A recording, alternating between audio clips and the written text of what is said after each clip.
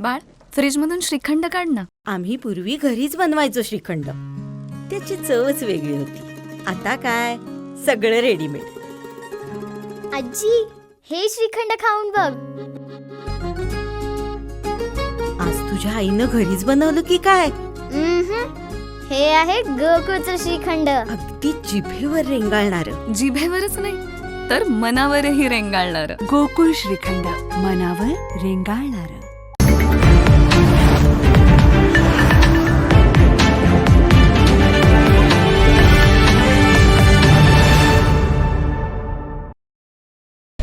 कोल्हापुरातील छत्रपती प्रमिलाराजे रुग्णालयातील CPR फेरीवाल्यांचे प्रथम पुनर्वसन करा, मगच अतिक्रमणाची कारवाई करा. कार्यसम्राट आमदार राजेश क्षीरसागर यांच्या रुग्णालयाचे अधिष्ठाता डॉक्टर SS मोरे यांना सूचना. कोल्हापूरसह रत्नागिरी, सिंधुदुर्ग सीमा भागातील नागरिकांसाठी छत्रपती प्रमिलाराजे रुग्णालय CPR आधारवड आहे. या ठिकाणी कोणताही गैरकारभार होता कामा नये याची खबरदारी सर्वांनी घेतलीच पाहिजे. परंतु फेरीवाल्यांवर अन्याय करून त्यांचा उघड्यावर पाडण्याचा प्रकारही खपवून घेतला जाणार नाही. नियमानुसार प्रथम फेरीवाल्यांचे पुनर्वसन करा, मगच अतिक्रमणाची कारवाई करा, अशा सूचना राज्य नियोजन मंडळाचे कार्यकारी अध्यक्ष आमदार राजेश क्षीरसागर यांनी अधिष्ठाता सत्यवान मोरे यांना दिल्या. आज सकाळीच CPR प्रशासनाच्या वतीने पोलीस फौजफाट्यात CPR मधील अतिक्रमण काढण्यास सुरुवात करण्यात आली. यावेळी फेरीवाल्यांनी आमदार राजेश क्षीरसागर यांना संपर्क करून होणाऱ्या अन्यायकारक कारवाईची माहिती दिली. आमदार राजेश क्षीरसागर यांनी तात्काळ CPR रुग्णालयास भेट देत कारवाईची माहिती घेतली. यावेळी बोलताना कार्यसम्राट आमदार राजेश क्षीरसागर यांनी CPR परिसरात गेल्या अनेक वर्षापासून गोरगरीब कुटुंबातील लोक किरकोळ व्यवसाय करून आपला चरितार्थ चालवत आहेत. अतिक्रमणाला आम्ही पाठीशी घालणार नाही, परंतु अन्यायकारक कारवाई होत असेल तर न्यायाची भूमिका ठेवणे गरजेचे आहे. या ठिकाणी सन 1995 पासून परवानाधारक फेरीवाले आहेत, जे नियमित फाळा, लाईट बिल, इतर शासकीय कर भरतात. अतिक्रमण कारवाई करताना त्यांचे नियमानुसार पुनर्वसन करणे गरजेचे आहे. त्यानंतर अतिक्रमण कारवाई करणे गरजेचे असताना प्रशासनाने अचानक अतिक्रमणाची मोहीम हाती घेतल्याने फेरीवाले रस्त्यावर येणार आहेत. त्यामुळे पुन्हा संघर्ष निर्माण होण्याची शक्यता आहे. गोरगरिबांचे रुग्णालय म्हणून CPRची ख्याती आहे. असे असताना या ठिकाणी कोणावर अन्याय होत असेल तर तो कदापि खपवून घेतला जाणार नाही. त्यामुळे फेरीवाल्यांना विश्वासात घेऊन प्रशासनाने तात्काळ बैठक घ्यावी. रुग्णालय आवारात रहदारीला अडथळा होणार नाही अशा व्यवसाय योग्य ठिकाणी फेरीवाल्यांचे पुनर्वसन करण्याचा प्रस्ताव तात्काळ सादर करावा. त्यांचे पुनर्वसन करावे, मगच अतिक्रमणाची कारवाई करावी. तोपर्यंत अतिक्रमण कारवाई स्थगिती द्यावी, अशा सूचना कार्यसम्राट आमदार क्षीरसागर यांनी दिल्या. यावेळी फेरीवाल्यांशी संवाद साधताना आमदार राजेश क्षीरसागर म्हणाले, CPR रुग्णालय हा संवेदनशील भाग आहे. जिल्ह्यातील रुग्णसेवेसह संवेदनशील शासकीय कामकाज या रुग्णालयात चालते. या ठिकाणी काही वेळा अवैध कारभार सुरू असल्याच्या घटना घडल्या आहेत. या घटना यापुढे खपवून घेतल्या जाणार नाहीत. रुग्णसेवेत कोणताही व्यत्यय येईल, रुग्णांची लुबाडणूक होईल असे कोणतेही प्रकार घडणार नाहीत.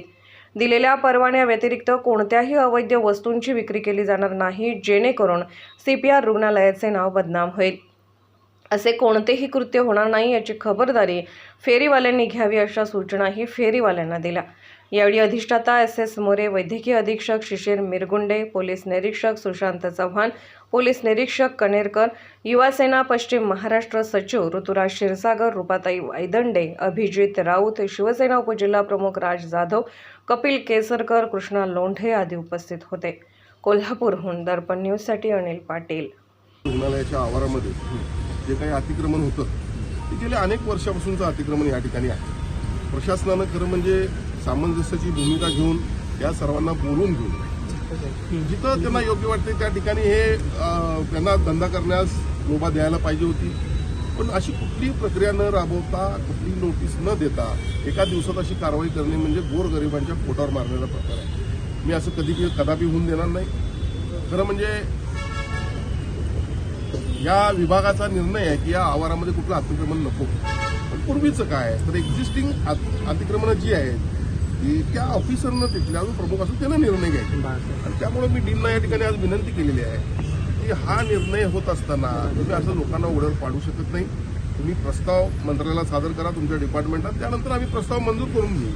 जर त्या तुमच्या खात्याचं असं म्हणणं असेल की या ठिकाणी आम्हाला देता येणार नाही तर तुम्ही या ठिकाणी डील म्हणून तुम्हाला अधिकार आहेत आणि तुम्ही त्यांच्या तुम्ही एकत्र बसा, त्या लोकांना एकत्र घ्या आणि तिथं योग्य जागा वाटते की जेणेकरून CPRच्या येत असणाऱ्या लोकांना पण अडचण व्हायला नको आणि आमच्या या लोकांची व्यवसाय पण झाले पाहिजे. अशा पद्धतीने निर्णय घ्या आणि मग त्याप्रमाणे त्यांनी या ठिकाणी कबूल केलेलं आहे. आपण जे पाठीमागं ही केबिन पाहतो शिवसंदेश, खरं म्हणजे ही केबिन तर 1997 साली शिवसेना भारतीय जनता पक्षाचं सरकार होतं आणि तत्कालीन पालकमंत्री रामदास कदम यांनी त्यावेळेला ही केबिन टाकण्यास परवानगी दिली आहे. तसं पत्र पण आपल्याकडे आहे किंवा लेखी आहे.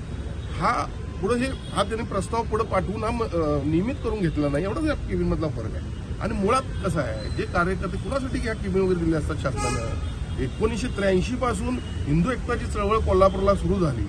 त्या चळवळीतला पहिला कार्यकर्ता म्हणून या संग्रामचे वडील त्या ठिकाणी होते. त्यासाठी केबिन त्या ठिकाणी दिलेली आहे. काहीतरी हिंदुत्वासाठी योगदान आहे, समाजासाठी योगदान आहे म्हणून दिलेल्या जर जागा असं काढून कोण घेणार असेल तर मी निश्चितपणे गप्प बसणार नाही. या केबिनला तर हात लावताच कामा नाही आणि उरलेल्या पण केबिन जे आहेत मी आत्ताच सांगितलेलं आहे आणि या मतावर मी ठाम आहे. या लोकांना इथनं काढून देणार नाही. यांना योग्य जागा द्या आणि हा निर्णय घ्या. तर ह्या प्रश्न कायमस्वरूपी मिटावा किंवा ह्यासाठी एक लिगली सर्व यांना परवानगी व्हावी यासाठी नेमकं आता काय केलं? बघा काय होतंय, काळाच्या ओघात आपण आपापल्या कामात राहतो. आमच्याकडे प्रस्ताव आले की आम्ही मंजूर करून घेण्याचा प्रयत्न करतो. शासनाची डिपार्टमेंट 100 आहे, लोकांची कामं हजारो असतात, त्यामध्ये आम्ही काम करत असतो. तरी पण अशी परिस्थिती ज्या वेळेला उद्भवेल त्या वेळेला मी कुठल्याही प्रकारच्या लोकांच्यावर अन्याय होऊन देणार नाही, माझी भूमिका. निर्भीड बेधडक बातमीसाठी दर्पण न्यूज चॅनलला लाईक करा, शेअर करा, सबस्क्राईब करा. मुख्य संपादक अभिजित रांजणे, दर्पण न्यूज.